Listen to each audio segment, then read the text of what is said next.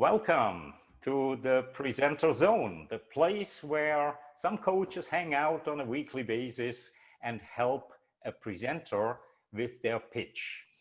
Today we have Stefan Grill joining us from Austria, and his company is called S1Seven, and he is going to give us an investor pitch. Stefan, are you nervous? Are you excited? Are you just cool and calm like a cucumber? Yet I'm still calm. Okay.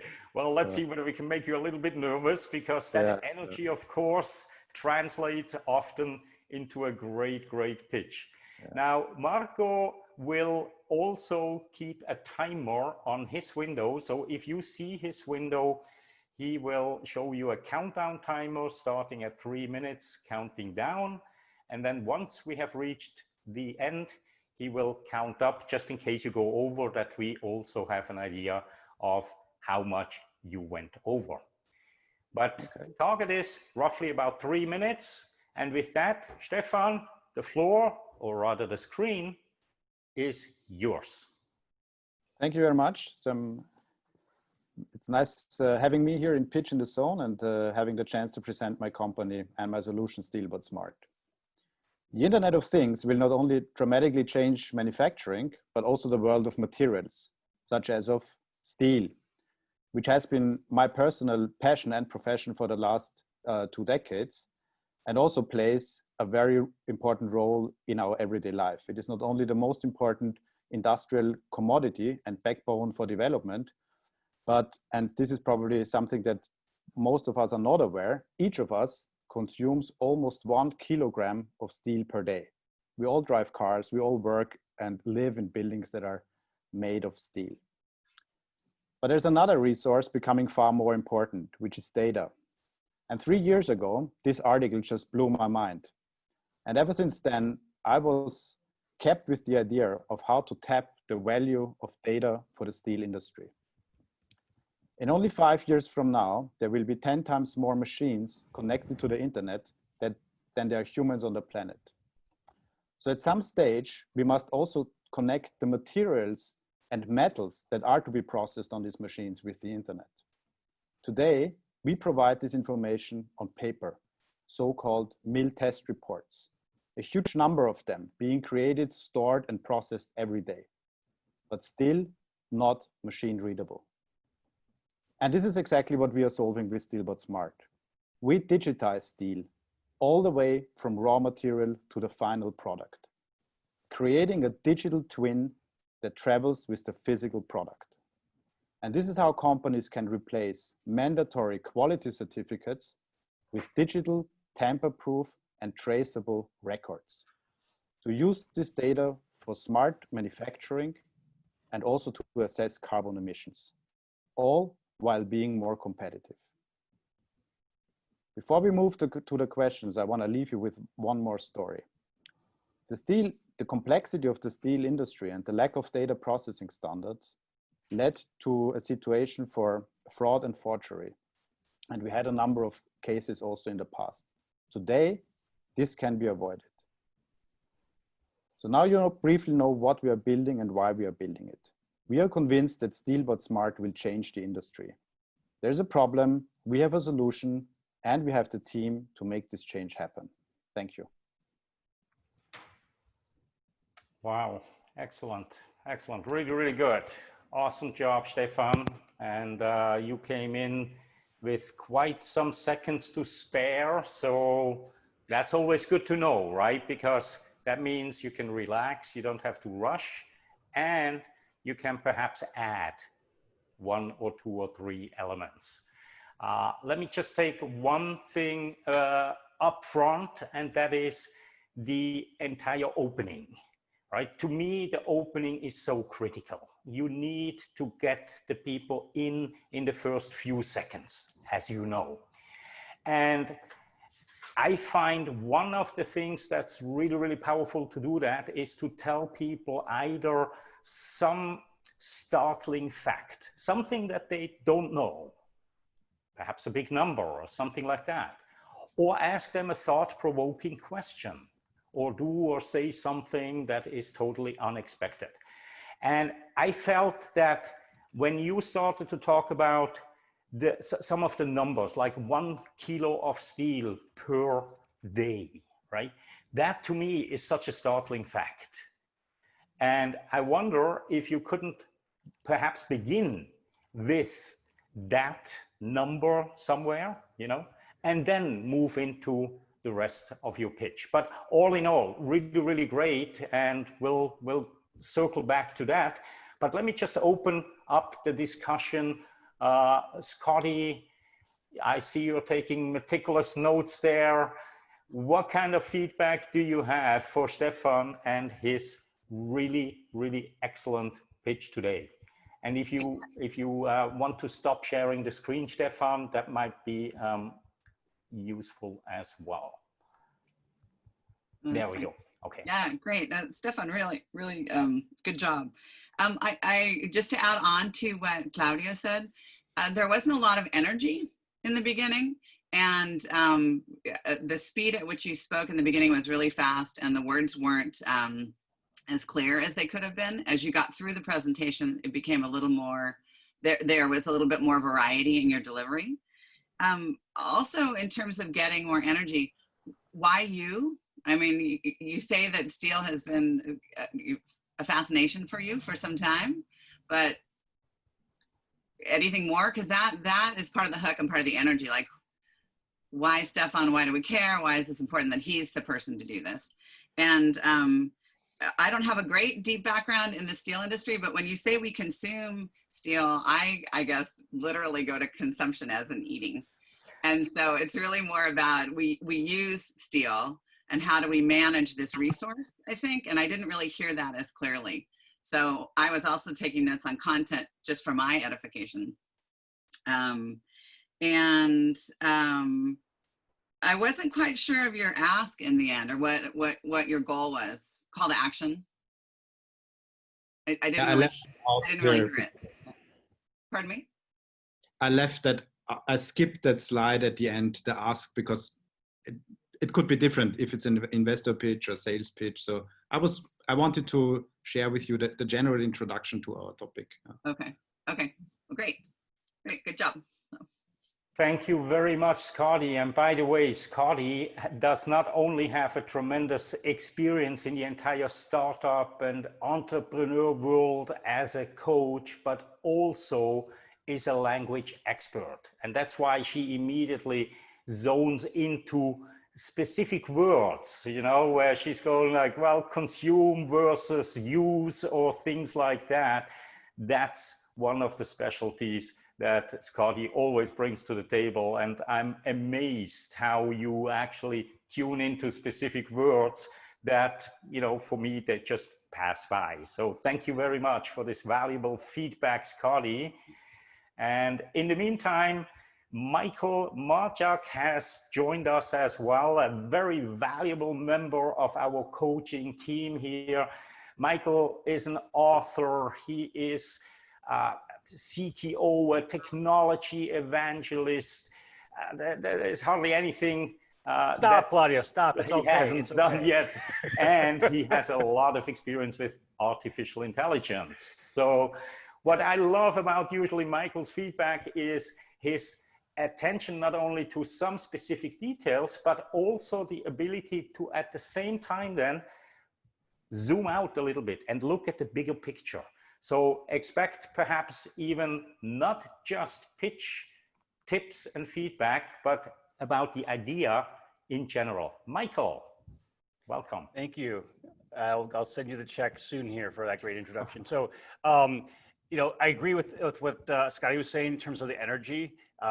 When you're talking with investors about anything, they're going to be looking at you specifically and investing in you. So as I understand this pitch, you may change it from an investor pitch to a sales pitch, but no matter who you're talking to, they're looking at you. You're selling yourself along with this, because if you really believe in this, which I believe you do, I think you really believe in this, you need to amp that up and say, listen, this is how this industry has been here. And I have seen this over the period of time, and show some of that passion through there, because honestly, a little bit of passion goes a long way for people to start investing in you And then that story that you're telling them then will become much more real to them as they're kind of going through it. So you're building that relationship through your passion and how you discuss it with them.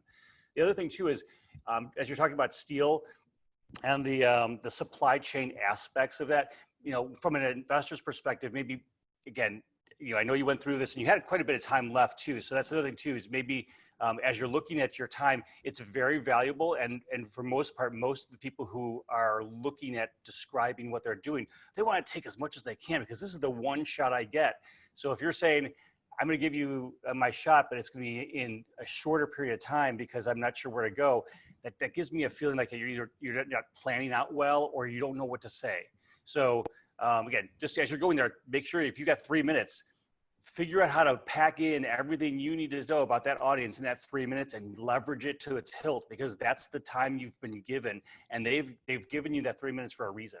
So whether it's 3 minutes or 5 minutes or whatever the time is, understand your slot and fill it with the story and all the information you need to for that specific audience, because the questions will come afterwards and they're going to zoom into things that you say. But really identify those points you want to make and make sure they're clear in that presentation. So if you're addressing the steel supply chain and you're making this through blockchain here, maybe give a little bit of reasons why you've decided to go that way and how it works that way, and how your technology might be different than a generic supply chain manufacturer, et cetera.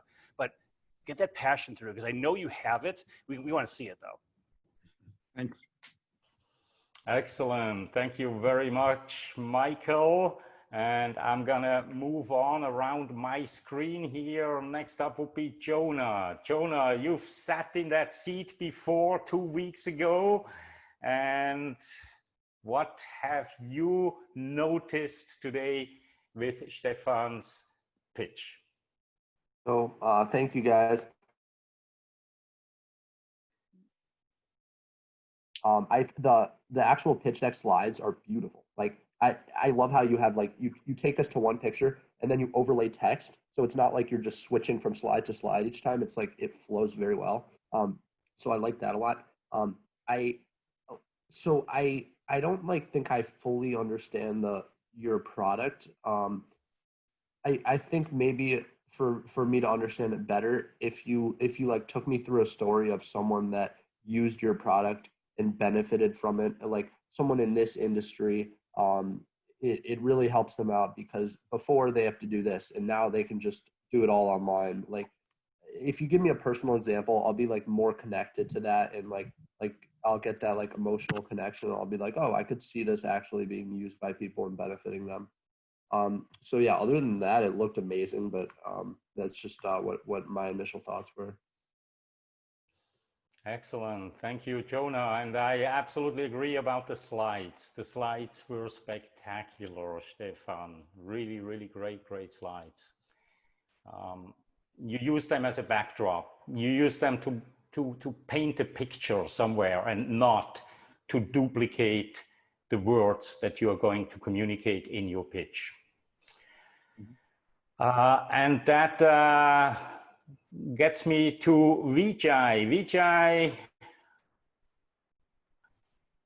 you need to unmute yourself. Yep, there we go. Yeah. So good evening, Stefan. It's an excellent pitch. The main thing what I have noticed is initially you have been speaking much faster, and then but your slides are excellent presentation, excellently arranged. And the other thing what I think is in your presentation you said that you will be tracking the steel right from the raw material to the finished product. If you can highlight how it is being done, I think you may get much more investors, some technical background of how you are tracking the raw material steel from raw material to finished product. That's my point of view. So overall, it's an excellent presentation, and your slides are excellently designed. Thank you. Thank you, Vijay. As always, great, valuable feedback. And lastly, we have Marco. Marco is ready with his feedback. The floor is yours. Well, very hard to give feedback, to give you things, how to improve them, because I think this has been one of the best speeches we had. So I really had to find something minor, but for example, your, what we can say, vocal variety, and of course, words that you use are very important. But sometimes even pauses are even more important. And I didn't hear too many of them, just to give the audience time to think or try to what he's gonna say now. It sounded very professional, and of course, we are not in kindergarten, so it must sound professional, but using a little bit more volume, less volume, speed, slow, pauses, it will add to the variety of the presentation, so it will sound even better, than it's already very good. Last thing, the main question to me would be, why you? Why should I choose your company? And you provided a lot of answers. I think one you didn't say. Are you the first one trying to implement this blockchain thing with the steel or not? So there could be either good or bad point, because if you're the first, maybe the market has no experience, or if you're the first, you'll be the only one to go to for this one. So maybe putting more focus also in why they should choose you, it will help to get the message delivered even better than it's already very good. That's all for me. Thank you. Excellent, excellent. And I absolutely agree with all the points that have been made around here, right? And it's the passion, it's the energy. And I always say, a good pitch, whether it's that you're selling a product or that you're looking for investors or whatever kind of pitch it is, in some sense, it's a transfer of enthusiasm, right? You want that enthusiasm that you have inside of you to jump over. There is a spark. Energy or emotions are energy, right? And they are contagious. The more enthusiastic that you can be, the more that spark will go over to the other person. And then I agree with 2-3 people who brought up the point about why you. And by the way, in the comments, you may have seen already, Stefan, a lot of comments are being made. Grab those as well, copy paste, or I also will send out the link later on with a link to the recording. And usually I put the comments in there as well. But that why you, what makes you uniquely qualified, right? What makes you uniquely qualified? And while you are thinking about that, also think about the question of what excites you about it, right? What is it that brought you to this? To me, that's not coming through 100%. But as Marco said, so far you are actually the 10th person that's coming through this pitch zone here, and your professionalism really shows. It shows that you have experience with this. This is not the first time that you are sitting in front of a camera or sitting in front or standing in front of an audience and pitch. So the one thing I think that goes through here like a string is that energy, that enthusiasm. And of course, you can use several vehicles to get that emotional aspect in there. One, the way you use your voice, as Marco has explained. The other one, adjectives. If you look at pitches that Steve Jobs gave, you will notice that he uses adjectives tremendously well to explain certain concepts, but he doesn't only use the adjectives, but he really pronounces each single syllable with the attention that it really deserves, right? So that's another one, adjectives. Think about, what is it that makes you most excited, the features that you have, and then, go through it thesaurus, and start with amazing, and then put that to your offering, say, yeah, no, that's kind of a little lame. Let's go further and walk through the thesaurus. And the last part that I want to mention in terms of to create that enthusiasm and transfer it are stories.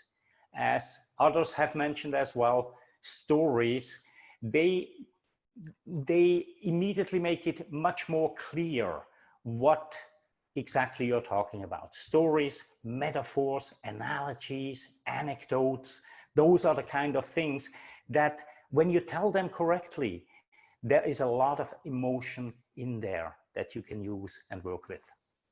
But again, all in all, really, really great job. And I see Scotty is waving her hands. She wants to add a little more, and we have lots of time. So please, anybody who has additional feedback, wave, do whatever you need to do, and you'll get the mic. All you need to do, Scotty, is click on the unmute button and yeah. I should have known that, huh? So Stefan, how did you get involved in this? Like what was your path to get involved with S1Seven? Well, have been working in the steel and metal industry basically since I graduated from university. I was the managing director of a European-wide distribution company that is mainly involved in steel tubes and sections. So I was responsible for almost 500 people in 8 countries. And of course, 3-4 years ago, we started to actively look into, let's say, the topic of digitalization. And I think we have started a number of internal projects within the company. And I think most of it had nothing to do with digitalization to what I think it is, because I think at the end of the day, it is about creating also new digital and data business models. So basically I reached out to, I mean, the position of a distributor is an interesting one, because you have the steel producing companies on one side, and you have the steel consuming companies, which are mechanical engineering, steel construction companies on the other side. And so I reached out and, you know, just listened to the topics that are driving them at the moment. And when you, especially when you look at the side of the steel processing companies, you see that the #1 topic is automatization and smart manufacturing equipment. And I mean, these are very sophisticated machines, but they're only as smart as the amount of data that you feed in.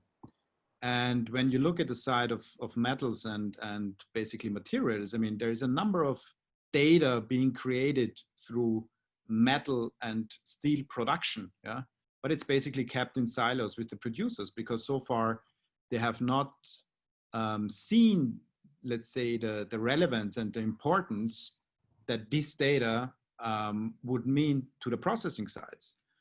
And then I was thinking, okay, how can we close that gap? And so what you need is you need a data exchange platform, but you need a platform that works, that needs to provide trustworthy. I mean, even when you share data cross company boundaries, because at the end of the day, what I showed you, these certificates, these quality certificates, these are legally binding documents, and they basically need to meet document standards. So basically immutability to the data, somebody has to sign it. And it took me a while to understand that blockchain delivers some of the features that come in handy here. Yeah. So basically, we are building up totally a platform with a decentralized architecture. We can open data silos. We can share data across company boundaries in a trustworthy manner with a, let's say, high machine readable way, and with high availability of the data. And this is what we're building. Wow, this is so cool. And that should have been your presentation the whole time. Right, give Michael the microphone quickly, because he made a comment in the chat. And I want you to elaborate on this, because I think you just hit the nail on its head.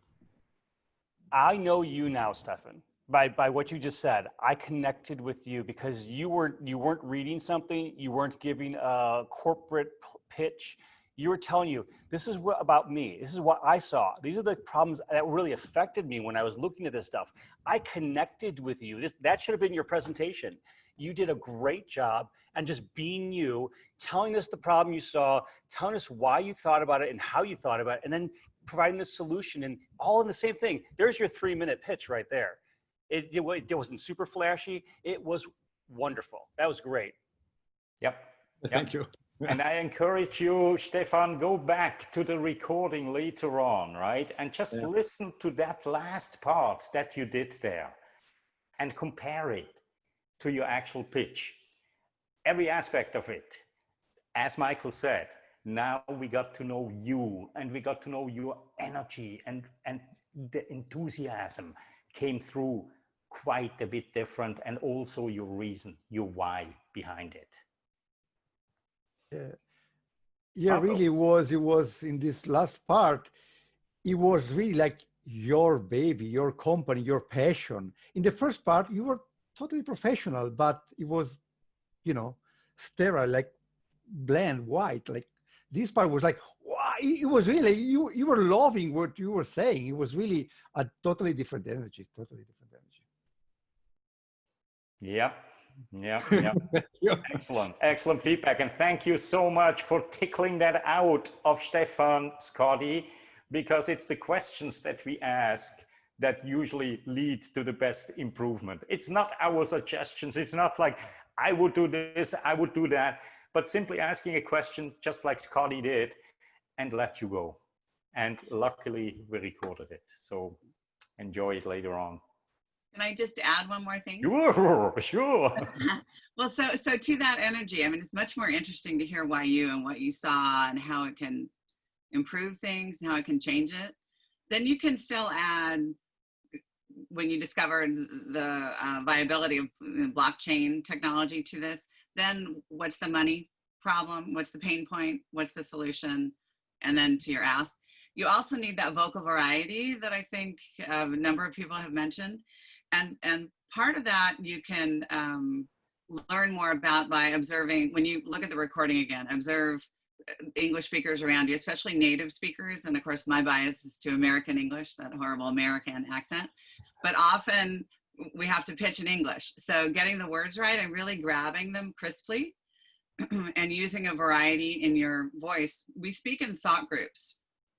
And so depending on the length and loudness, so English is actually a stress time language. And if we were together, I'd show you a rubber band. And we use length and loudness in our voices, typically over the majorly stressed syllable.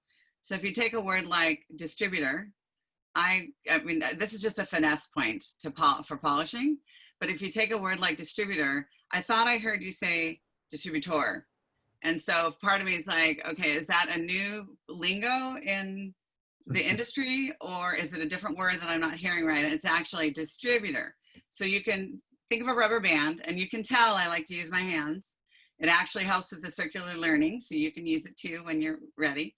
But so it's distributor, or you can think of it as a stair step, distributor.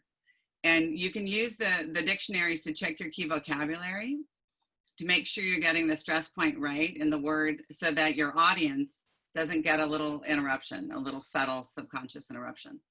And then we use the same thing, stress over major words in a sentence, to imply their importance. So when I realized that the blockchain was the solution to track data in the steel industry for both content quality and emissions problems, I saw a $X billion market opportunity from my experiences as a manager at XYZ company. So you can weave your story in with a little more variety and that energy about why you, with this strength and length and loudness in your voice. And then I'll be quiet. So. Oh, this is excellent. This is exactly what we are here for, right? Do it fast, do it with a level of fun. And now I would like to ask you, Stefan, was this somewhat helpful? And if so, how was this session helpful to you? Yeah, first of all, thank you very much for this valuable feedback. And yeah, I mean, I will go through the points that you mentioned, and of course, it will be fun to work on this. And I think your feedback comes down to the point where I understand that, you know, the more natural you tell the story of how the whole thing started and originated, I think the more it is, the more you can connect with the audience. So I think we are sometimes a little bit too much driven of a certain professional scheme that we all try to understand and learn. But at the end of the day, you have to come back to, let's say, your own story, huh? So to say, I think that is more or less, and then everything else comes natural, like the pauses, the speaking slower, you know, the emphasizing certain terms that are important for you. I think that is the frame of your feedback. Yeah. Yeah. Excellent, excellent. I think you got it and took it in the right spirit. So with that, I want to thank all of the coaches here again on the call this week. Marco, Scotty, Jonah, Michael, and of course, Vijay, thank you very much for joining us every week for these 30 minutes. I believe there is a lot of value no matter what role that you're playing, whether you're pitching in this zone or whether you are observing or whether you're providing feedback. I think the learning happens at every single point. So with that, thank you again. And I hope to see you all next week on the 20th, when we will have a very special presenter. It's actually our own Marco next week. So get out your you know, sturdiest tools to evaluate the evaluator, because I know Marco thrives on truly, you know, critical, but of course constructive criticism, more so than, wow, you did a great job and whatever. So I already look forward to your pitch next week, Marco. One thing, I'm just want to inform you all that I will deliver my pitch in Thai language. All right, I'm just very kidding. good. And on that note, everybody, enjoy a wonderful day, afternoon, and evening, wherever you are in the world. And see you again next week. Have a good one. Bye-bye.